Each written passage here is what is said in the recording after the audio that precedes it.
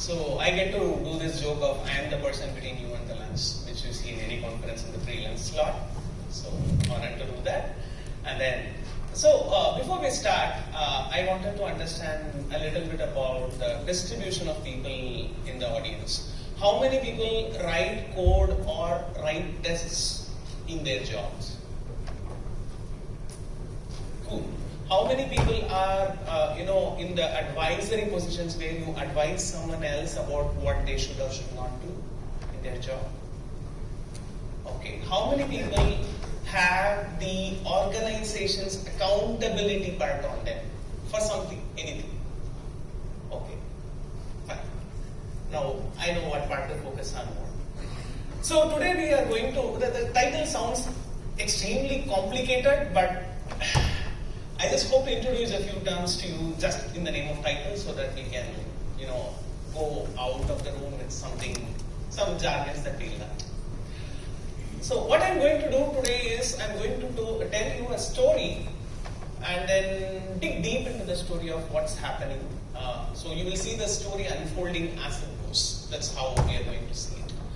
And this is a story of a team. And this team's responsibility, is everybody able to hear me at the back? Cool.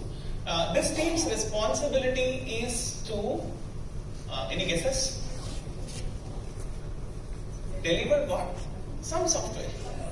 Deliver some software. And the software consists some features. And the feature, in order to be developed, requires coding, it requires testing, and a lot of things. And we are going to make an assumption here, the team that we are going to look at is not a Scrum team. Okay, it's not a Scrum team, but it is a team which has been having some visual indicator for their work. What do we call that visual indicator as? If their work is on a visual board, and what do you call that? Kanban, yes. So they have a Kanban practice, not just because they have a visual indicator, but because of other things which we will talk about today. So this team is responsible for developing and delivering software to a customer. And when we talk about Scrum, it comes in 2-week cycles, and you get software out every 2 weeks, minimum, right? In an idealistic situation again. But when it comes to Kanban, it's not very clear many times. When does the software get out of your organization and go to prod is not very clear. So we are going to make some assumptions about less than ideal team and see how the situation unfolds. So the team's visual indicator somewhere looks like this. It looks somewhere like this. They assume that they use Jira or something, and then they have a Kanban board, and they have a to-do column, then they have next, and there is a number next to next. Okay, next to any of the column titles. What do you think it is? It's called WIP limit, work in progress limit. How many things can be in progress in that column at any point in time? So to do next is what they hope to do next, commit for the next whatever work, right? To do is an infinite list, so anything can go in there. Next, then there is development. While developing, they have nicely split it into doing done. We will talk about it more. And then they have a testing.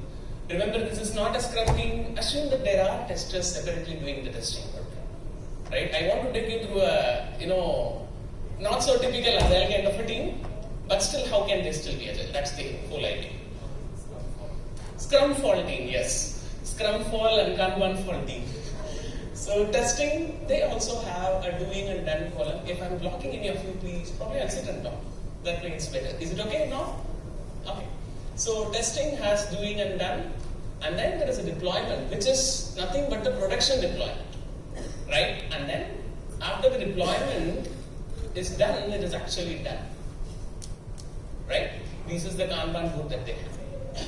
Now, this team already has some work slated, some interesting work and some boring work. So let's start with adding work to the team, shall we? Right? Maybe I will add some mildly interesting work. Okay. I'm adding cards to the team. Very bad question. See, so many cards I've added now. So this team has a lot of work. Now, this team wants to commit for, they generally plan for 8 tasks at a time. Okay. So they want these 8 tasks to be full all the time. So what we are going to do is we can create some more and then pull 8 tasks into next. 1, 2, 3, 4, 5, 6, 7, 8. Hopefully I'm counting right. Okay, 8 tasks are there. Now the actual action starts. We have a developer. Maybe let's call that person as maybe any name that starts with D. D for developer. Deepak. Let's call it Deepak. And Deepak pulls the work because in development they're allowed to have 5 cards. And Deepak seems to be free. He pulled work. And similarly, some other developer pulled work. Some other developer pulled work. Some other developer pulled work. Other developer pulled work. 5 cards. Super. So people are working. And then once this person is done, what you do is you move it to done. Now after this guy is done, let's say a tester is free. Let's call him maybe some name that starts with T. Anybody? T? Any T? Tanmay. Okay. Tanmay will pull this done. Deepak and Tanmay are important characters in this story. This is one level deep. We'll go multiple levels deep into the story. Now Tanmay takes the work and some other T takes this work and they are done and this guy is also done. Now what happens is that deployment, they do production deployment not in a continuous way. It cannot be done at any time. Right? Have you felt this? In your organization, can you do production deployment anytime? You cannot do. They suffer from that limitation. Second is that their limitation, they have additional limitation about, they have some additional work which does not belong to this team, which has to be done before they actually deploy it to prod. Some people call it UAT, some people call it some other levels of testing. The NFRs, what do you call that? Usability testing, security testing, the abilities that it is testing, all things that we forget to do first and remember to do last. Those things are there, and that is not within the control of the team, right? So they are stuck, and interestingly, they do not have a WIP limit for the deployment column. Why? Do you have a WIP limit for deployment column here? When will a card enter in the deployment column? When the actual deployment is being done, right? Do you have a WIP limit here? No. Why? When do you not have WIP limits for a column? When you really do not have control on it, or when it is beyond your control. Everybody able to follow the story? We added work to the team, then development, some people did, testing. Now, what will happen is, until somebody picks up this deployment work, many cards will keep on piling in the done column until everybody else gets free, and what you see is only done testing work. Sounds familiar? Yes? What do we do in this case?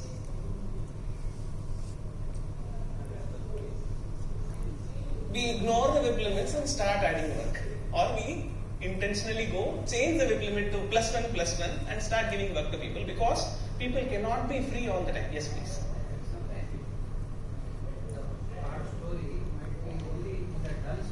Yes. So the person may not sure whether really that will be deployed, because that is a hidden as part of the work. Yes. So how that, because who will move that one? So mine is as per definition of done. It will start at completing the task which is inherently part of the story. So that may be one reason that part doesn't. Yes, deployment, like the deployment's definition is not clear. And second thing is, deployment is something that is not within the team's limits, right? So now, is this a batch flow or continuous flow? You're batching things and then letting them outside over a period of time. I hope we can talk about what disadvantages of batch flow. You have a question?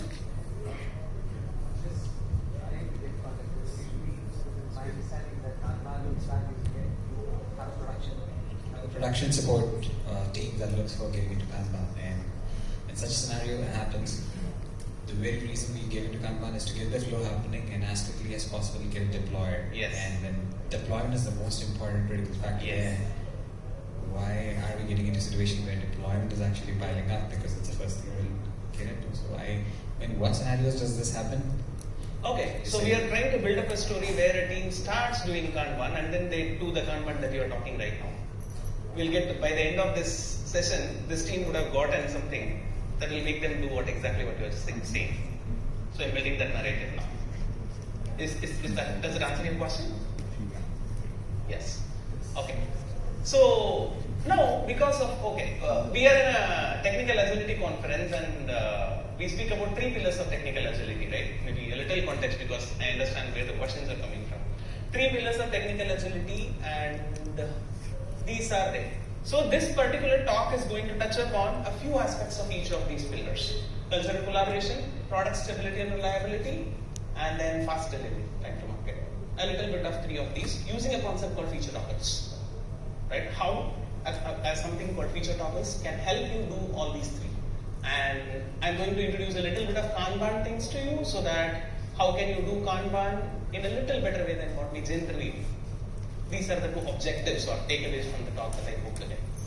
Is that sort of setting the context clear? I should have done this earlier, but yeah, now I'm doing it. So coming back to our story, sorry.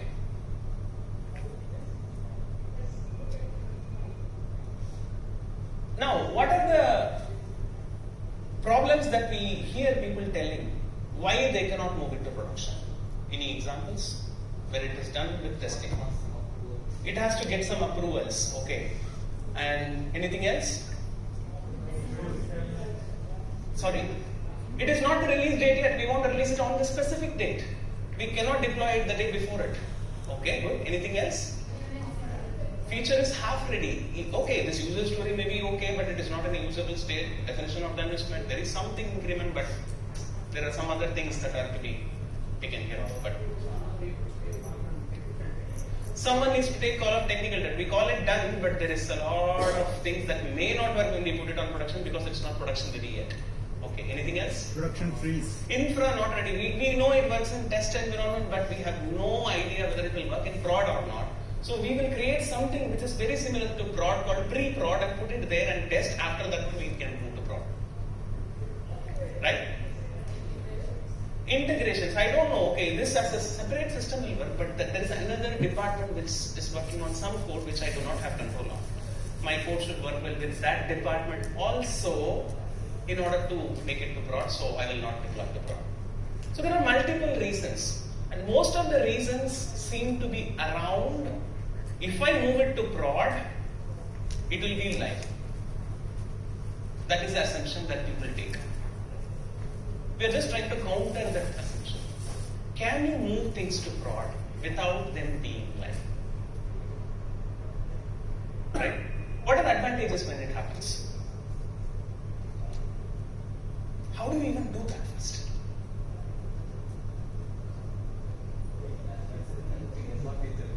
Sorry? Exactly. Good point. There are 2 points coming up. One is about the feature toggles. The whole point is feature toggles. If you use them, it will become that. And there is a good point about separating a deployment from a release. We always see them as synonymous terms. Deployment is equal to release. Yes? Yes. How do you do release? We do a deployment. That's how we have been doing releases all the time. But is there a way to do a release without doing production deployment, without touching production service, without involving any operations people, without night shifts on the deployment day? Can we do a feature release on Black Friday without working the night before Black Friday? Can we do that? Would it be cool if we have something like that? Yes. So the first step that people take when they want to get into a setup, where they want to separate deployment from release. Is my pace okay? Everybody is able to understand? Perfect. Are you able to connect to what I am saying? Do you see them as practically viable, or am I talking theory here? So far practical, okay. So, feature toggles, theoretical concept is where you put a feature into production and do not switch it on unless it has to be on. right? So coming to this story, deployment can happen if they had feature toggles. Deployment can be done, and you can even test on deployment. Test by switching the feature on for a specific set of IP addresses which are just within your company. That is a possibility. You put it on prod because environment is a problem in many cases. You actually put the feature on prod, test it on just your IPs can see the new feature. Company's internal IPs can see the new feature. Other people don't have to see it. The public doesn't have to see it. Your customers don't have to see it. Only your test servers can see the new feature. You test them there. Now you know on production infra it works. And you know on production infra, parallel to other production traffic and with other features, this thing works. Right? Exactly. Rather, in addition to, he was saying it is about giving a filter to selective people to switch it on. I would rather add some more fluff on top of it and say, who has the right to decide what customers should see in your entire organization? Or let's take a Scrum team, for example. Who has the right to decide the what part of the product? The product owner. Do they have a switch in any of the places where they can switch on a feature whenever they want to, without calling an engineer? They do not.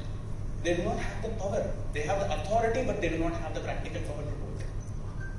But if you create a feature toggle and make an interface out of the feature toggles, we are going to see a demo of that now in some time.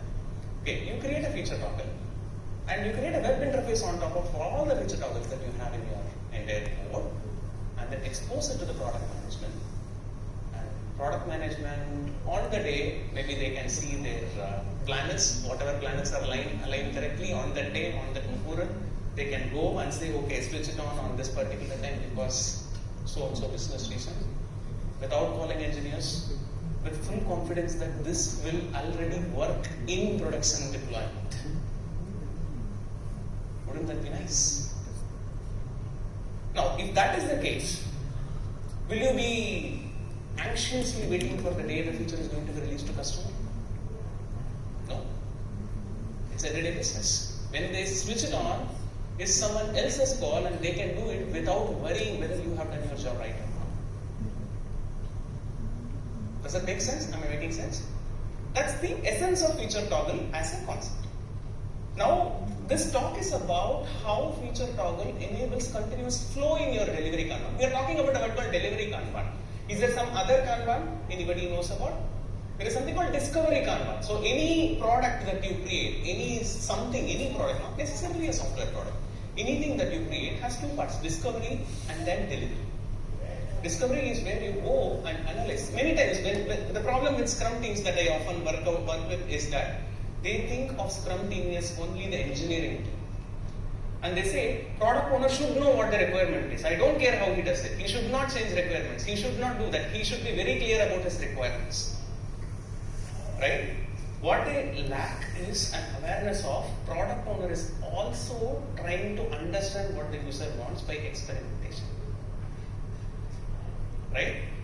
And as engineer, if I write a line of code, and if I do not know whether it will work well or not, or if I do not know whether it will integrate with some other system or not, I have the ability to push it to a CI system today technically if you have decent practices and see whether the integration actually works or not. If it fails, I can go back, change the code and deploy it again. So I have the authority and I have the permission from management and I have the practical ability to experiment with my work to see whether it will work or not in the long term as an engineer. Agree? Now, get yourself into the shoes of a product manager or product owner. Does he have that ability now?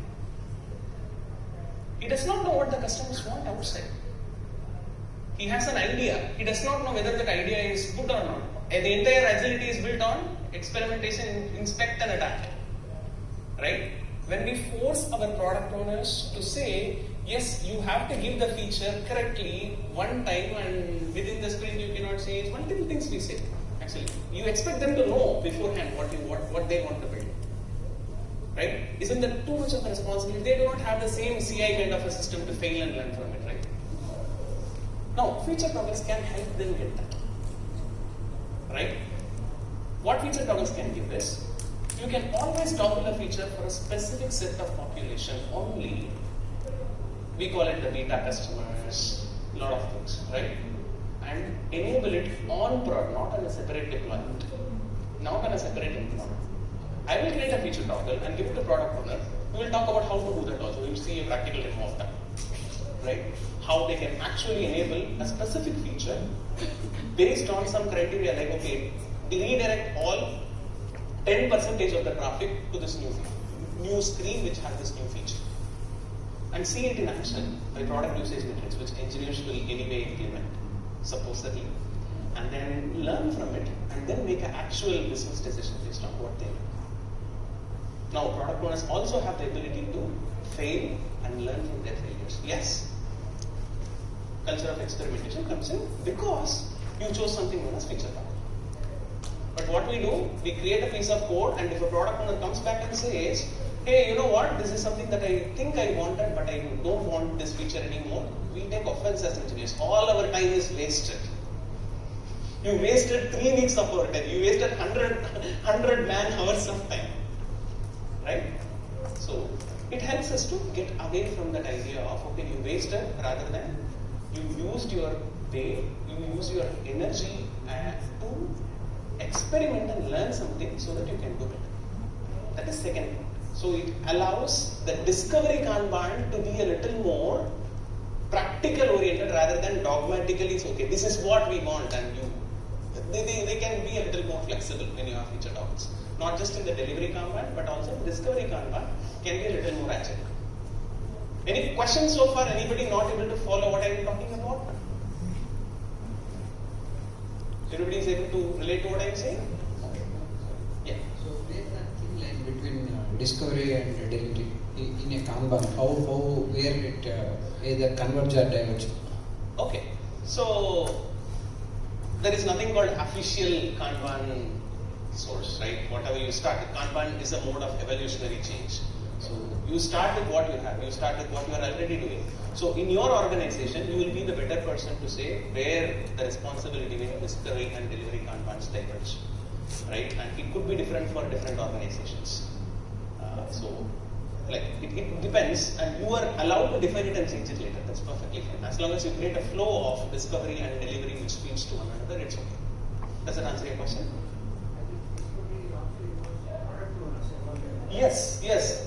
Most of the time, product owners' full-time job is not just working with the team. They have to go meet the customers and help understand the requirement, gather requirements also, right? So that part comes in discovery now. The part where they give the requirements to the team and work with the team comes in delivery. That's how it works. Any more questions? Sorry?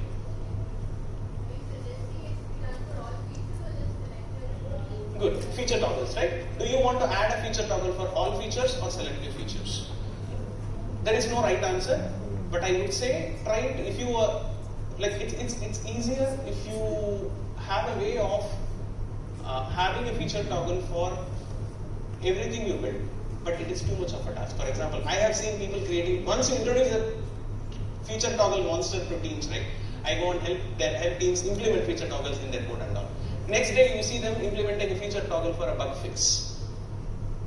It's only a matter of time until they do that. I'm going to ship a bug fix, but I don't know whether it will happen or not, whether it will work or not. So I'll put a feature toggle for the bug fix. There will be a small one line of code. For above that, they will write a if condition, call the feature toggle framework, and then ship it. And then there will be a feature toggle standing on product owner's dashboard. Ship this bug fix. It will have a Jira ID perfectly noted. What this feature toggle is for. It is only a matter of time until it becomes a new Jira, the feature toggle framework, UI. Right? So what I would say is exercise caution and understand that it is not an easy decision to make, but start with what you can meaningfully do within the boundaries of what you can do. The more the better. But don't do it for small trivial things. Do it for something that has discrete piece of work that can be shipped. Right? Now, enough of talking. I will show you some feature toggle right, in action, and then come back to you. I'm not going to show you a very complex application. My application is this. The team just started working on it. Let's assume this is a feature where there is a heading called Welcome to Task List. They're supposedly building an application which will list all the tasks for a user. Now, these people are in the process of developing additional feature, which is going to show a description above, below this task list. I made this example simple because it's easier to understand that way. That's why it's very simple. So the product owner or whoever decides what should go has a screen like this. It's a dashboard where they can go and say, okay, see, header text is enabled. So the first feature also has a toggle of enable or disable. So they have enabled it. By default, it comes enabled. Now this guy goes and enables this. This guy is enabled now. Now, after this, anybody who uses this software, I'm just refreshing this page, is going to see the second feature. Right? Now you have separated deployment from release. Because I did not do a deployment now in front of you in my server in order to show a new feature to the customer. Now that you have seen the demo, do you have any questions? Yes. In huge monolithic architectural applications, so I also come from the development background and things like that. So probably when I was doing my development 10, 15 years ago, we had an XML file or some property file. We enabled that, and the only difference there is I had to do a deployment of the WAR file, and here I am not. Yes. So the challenge that probably we all will face is how do we take it back to our workplace, wherein this huge monolithic architectural applications are already there. How do we get this practice up and running there? Good question. Good question. So I do not have a specific agenda to cover. Whatever I wanted to put in your head, 90% of it is already put into your head. Okay, I want you to ask questions so that we can have meaningful conversations. Right? We have 20 minutes to have meaningful conversations. By the way, I have some more things to show, but I can do it while we are doing. And let me answer this question before taking the question. How do we take this back to my workplace where I already have a huge mammoth application or a suite of applications sitting, and I don't know where to begin? You begin with the next feature that you are going to build. You just take a small decision saying, I will do a small POC, I will do a small spike if you are into terms of agile. I will do a small spike or a technical enabler to integrate the feature toggling framework. Every programming language comes with a feature toggling framework of its own. It's a library. For here I am demonstrating something known as toggles, T-O-G-G-L-Z. Right? It's in Java, so I'm using the framework. .NET has its own feature toggling. If you are into NPM world, if you are into Node.js, it has its own feature toggling framework. Do a spike first, so that you can functionally see the feature toggle work tested, and then next immediate feature that you start, next immediate chunk of work that you start, and by starting a feature toggle for that feature. Right? You do not need feature toggles for all the features that you have already developed. You need it only for something new. Okay, fine. Now, after that, whenever they want to deploy, and then second thing, when you are writing your code, let's get a little deeper. Write tests to test the toggle first. You are relying too much on the toggle to not embarrass you in front of your customers. Write tests for the toggle first. They should be automated, otherwise there is no point in doing feature toggles. Forget it. Do you recommend any impact analysis for toggles? Impact analysis is too big a word. No, because those things may conflict. Sorry? Sometimes the toggles may conflict. Because I have done for something, Yes. but somebody is introducing Take it a when new you toggle. need it. These two things I may would say conflict, don't and go it will upfront give thinking, then a you will not get different anything result. done. I understand. What I would suggest is take it when you see a necessity for it. Keep it simple. Yeah. So after you write the test for the toggle, write the code, test for the code, which involves these toggles on and off, so that you have automated tests for both toggle on and toggle off. Because old people should not suffer because you added a toggle. That becomes a regression test suite. And then add code. And when the production deployment is done and somebody switches on, you know that some toggle is switched on in production. Do you need it after that? I switched on a feature. It has been running for past 5 days or 5 months or whatever be the time which you wait. in order to revert it. After that, you leave the toggle. After you have tested and people have started using it, feature go obsolete, you remove the code. Don't just remove the toggle. Don't switch it off. Right? Feature goes obsolete, remove the code. Yes. Oh, I'll just complete that flow. I'm just doing a flow here, right? One, start with the feature. Two, add a toggle. Three, write a test for the toggle. Four, write code, and then write test based on what you do, TDD, test plus whatever. With and without toggle, you have to test and then deploy to prod. And after that, somebody switches it on, wait for a specific period of time, predetermined period of time, and then remove the toggle. You do not want unnecessary code lying around in your system. Every toggle that you add is a technical debt. Remember that. It's a performance problem too, yes. Yes. So, after a predetermined period of time, you have to remove the toggles. Otherwise, you are adding load to your code. Product owner will be in trouble. Yes, that is also true. Any other questions? Now that flow is over. Yeah. One question. Here. Oh, sorry. So in continuation with the earlier question which he asked, where monolithic applications had XMLs and where POs didn't have access, there was one particular. I could see of one particular reason because POs are really not good at handling prod environments. Most of the POs, I would say, business are not comfortable. They would have another developer doing the same for them. Yes. The third thing being the security part. But then why was it an XML configuration file? Probably a person with security, he knows if this content is out, it is not, even if it's for a smaller people, small set of region, he knows that it cannot be accessed by hackers outside because it's in prod. Now the actual content is on the live environment, and hackers can actually get the information prior for organizations or enterprises where data is millions of dollars. Yes. That is huge risk for them. Yes. And do you suggest something for such kind Yes, of? that small spike that you do for validating your feature toggling framework, the acceptance criteria for that spike to succeed are these concerns that actually keep you up at night thinking, whatever, hey, I'm going to implement feature toggles tomorrow, what are the problems you have asked people? Take all the points and add that as acceptance criteria, of course meaningful points. Acceptance criteria for that spike, and you do that upfront work one time and you're done. Does that make sense? So still doesn't make sense if it's okay. You are saying don't go with feature logger if you are seeing that the data if you are putting prior in a prod is a risk. So is that what you're saying? I'm not saying that. Okay. What I'm trying to say is that security should not be a stopper if toggle security is taken care of. What you are afraid of? You are afraid that hacker will basically switch on the toggle or mess around with the toggle and somehow trick your system to give you the new code served instead of the old code. Yeah. Okay.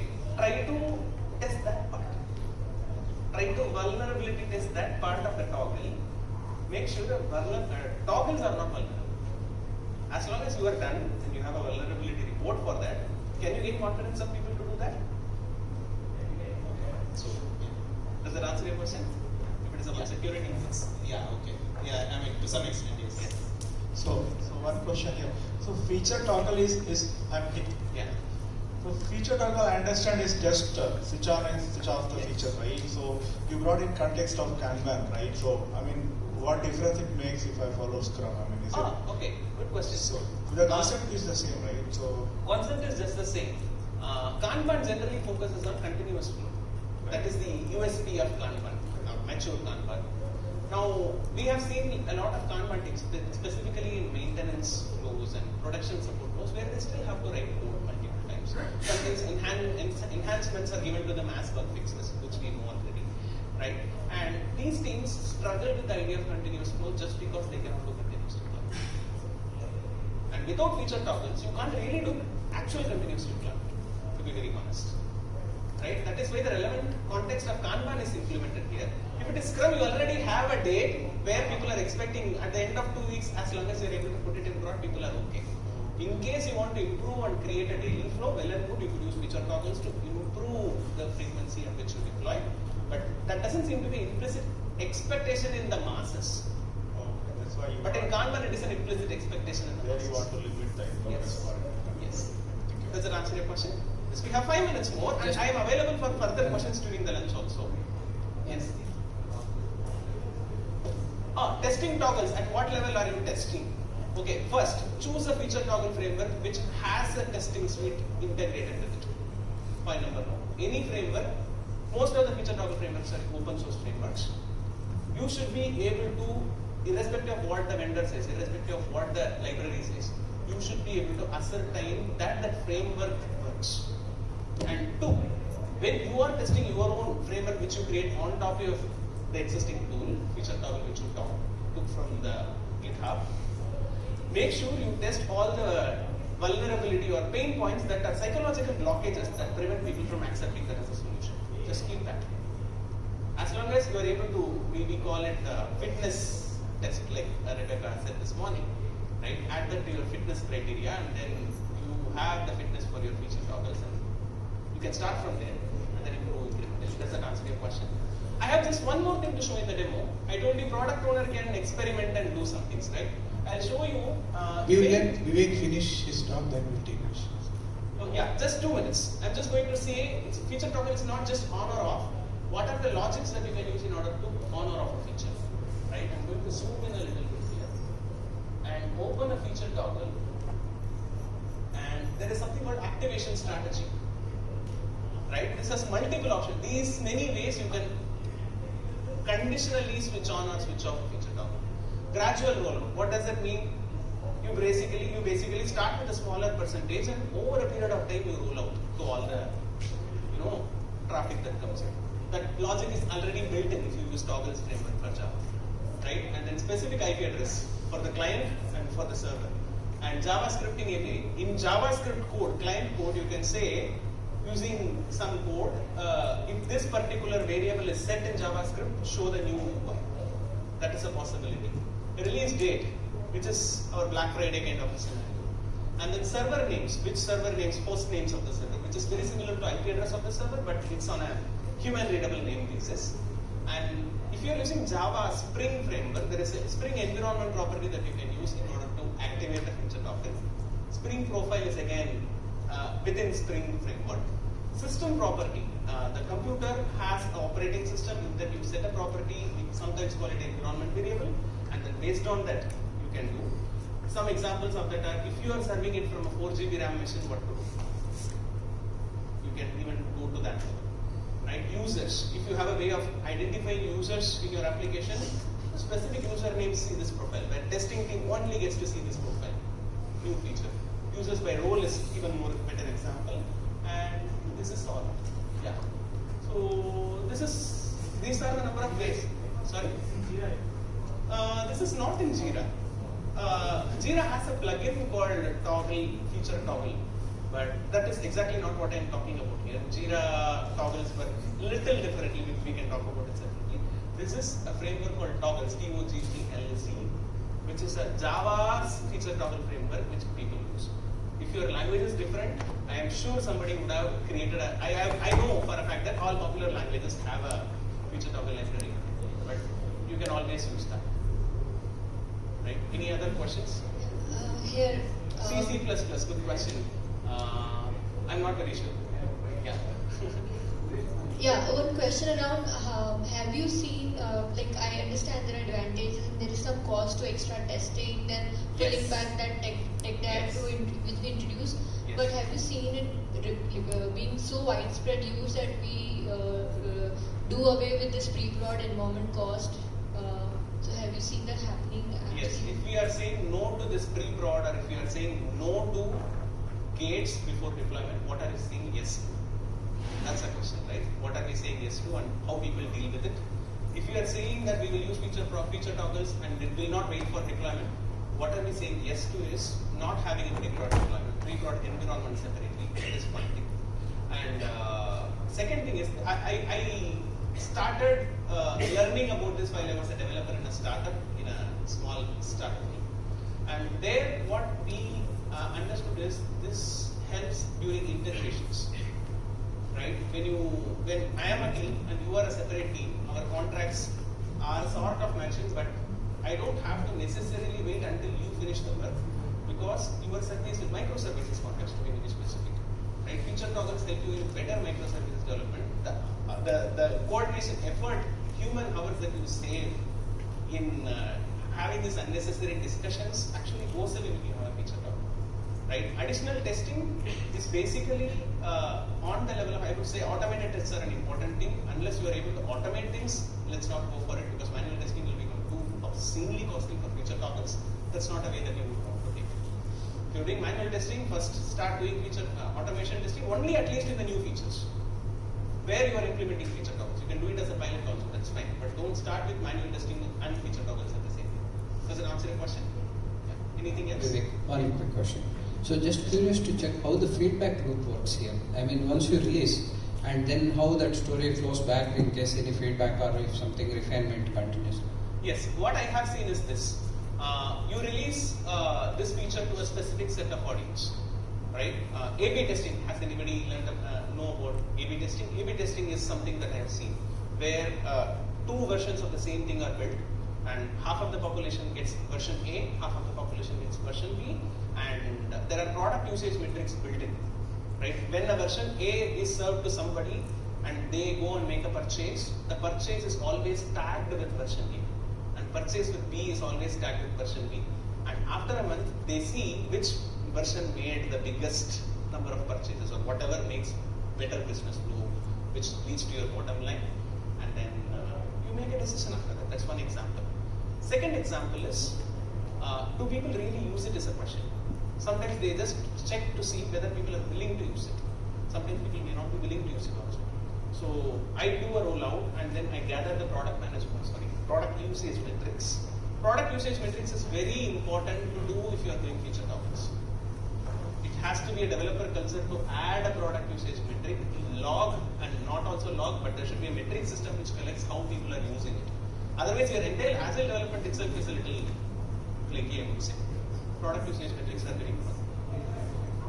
Yes. Does that answer your question? Anything else? We are, I think, out of time, right? Okay, couple of minutes. Any other question? This is all I have to show you. Okay, maybe if there are no questions, I will talk about why doing then separate columns are needed in this Kanban board that I showed you. Is anybody interested in knowing why? Why can't you just get just testing? Why doing then separately? Any ideas? It becomes a true pull system when you add doing done. Somebody can pull it from the done list. Now, if there is not doing done, what will happen? The next state, for example, let's talk between development and testing, right? Development 5, testing 3. Okay, developer 5 stories are developed and completed. Can they move it to testing when the testing lane is full? Applies. Yes. But without this doing done, can a developer take credit for finished work? No. Developer takes credit only when it moves to testing, only when it is off his column. But when you have a doing done, developer takes credit and it's a concept done, but still it is not in testing.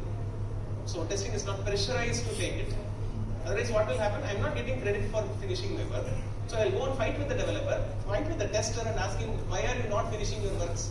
Because of that, I am not getting credit for my development. And it's not a true pull system after that.